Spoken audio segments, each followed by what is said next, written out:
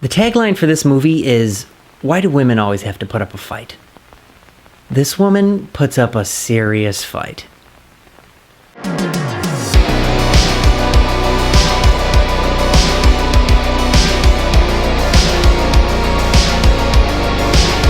Revenge is a 2017 tale of revenge, written and directed by Coralie, I can't even pronounce her last name, starts with an F, and starring Matilda and Ingrid Lutz.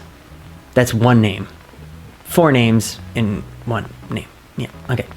Its plot follows a mistress at an isolated desert home with her wealthy boyfriend and his sleazy friends, who brutally assault her, leave her for dead, and then realize that she's a female Rambo, hell-bent on getting her revenge. To give a more in-depth synopsis, the movie is about a strikingly beautiful woman, Jennifer, and her wealthy, married boyfriend, Richard. They arrive at an equally beautiful vacation home that is so far out into the desert that it's only accessible by helicopter. In other words, they're not going anywhere. Their stay is romantic, passionate, and exciting, until Richard's friends, Stanley and Dimitri, arrive early for a hunting trip.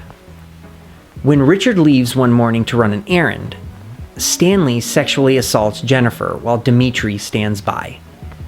When Richard returns to find the mess his friends have made, everything spirals out of control.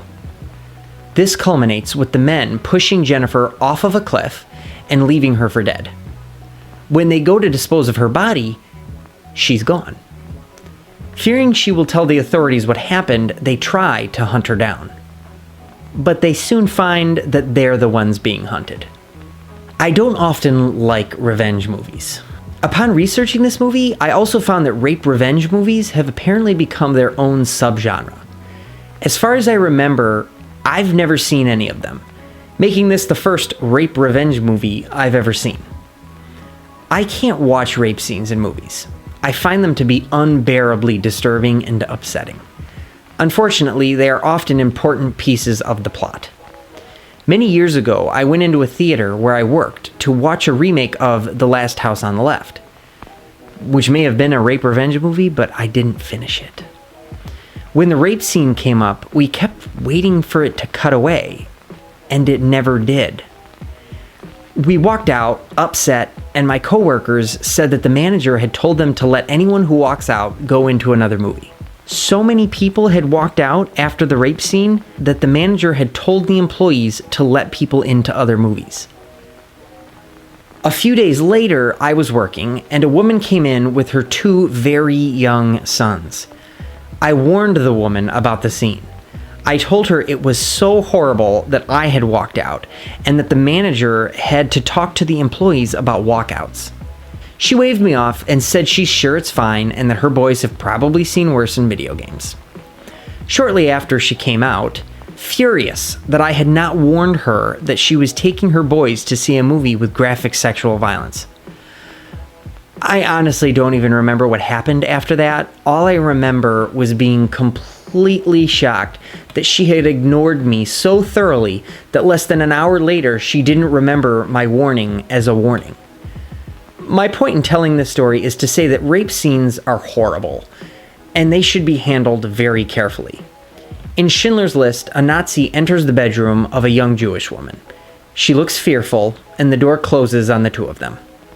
The audience saw nothing, but knows exactly what happened on the other side of the door. Saying that it's so bad we need to cut away implies exactly how horrible sexual assault is. This movie leans into the horror and trauma, but ultimately shows nothing. The scene that could have made me turn off the movie in disgust reminded me very much of the shower scene in Psycho. There are many quick cuts that imply everything, show nothing, but still paint a complete picture of what happened.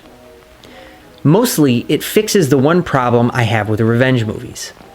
The main character is always wronged, seeks revenge, but eventually gains nothing from revenge but more trauma.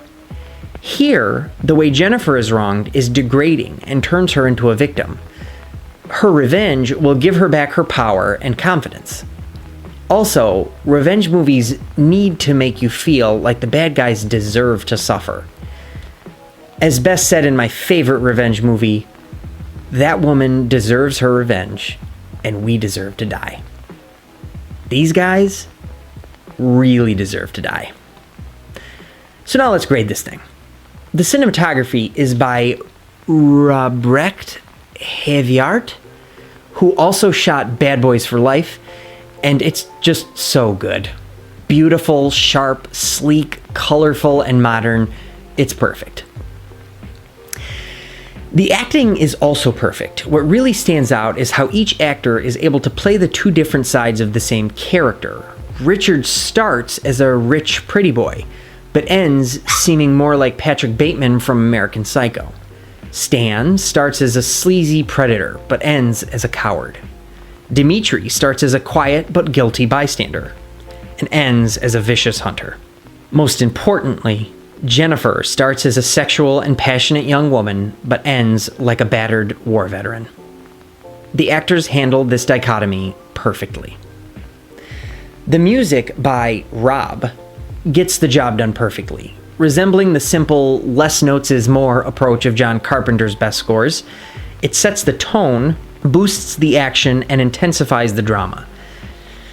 But I personally didn't like it. I always like to listen to the score at least once, then once again while I write the review. It's beautiful, dark, and moody background music. But it's so simple that it's bordering on muzak. After listening to the soundtrack twice, I can't pick out a single track that I like more than others. Critics adored Revenge, giving it a 93% on Rotten Tomatoes, with a consensus that reads, Revenge slices and dices genre tropes, working within an exploitation framework while adding a timely, yet never less than viscerally thrilling, feminist spin. Audiences, on the other hand, gave the movie a 57%. I don't usually go by the audience score on Rotten Tomatoes because I use this point to specify if the movie is entertaining in a traditional sense, meaning does its plot move along fast enough and satisfyingly enough to hold an audience. Going by my initial intentions for this point, I don't see how this movie couldn't be given a point. It moves very fast, is action-packed, and revenge plots are so primal that anyone should be able to get behind them. But since the audience score was so low, I decided to look into the reviews. Hands down, the most common complaint from audience reviews was the plot holes and unbelievable plot points. When I watched this movie, I clearly realized that I would have to watch with willing suspension of disbelief. I did so and enjoyed the movie. However, this clearly got in the way for a lot of viewers, so I'm only giving half a point. I'm starting to think I should also go with the audience score from Rotten Tomatoes. The story, to me, is simple and effective. A woman is wronged, she seeks revenge, the caveman in us wants to see the bad guys get what they deserve, and it all ends in bloodshed. I dislike the plot holes and the fact that I had to watch with willing suspension of disbelief. But I liked that in a time where many women are fighting back against abusers, we got to see a bloody revenge fantasy that feels incredibly timely.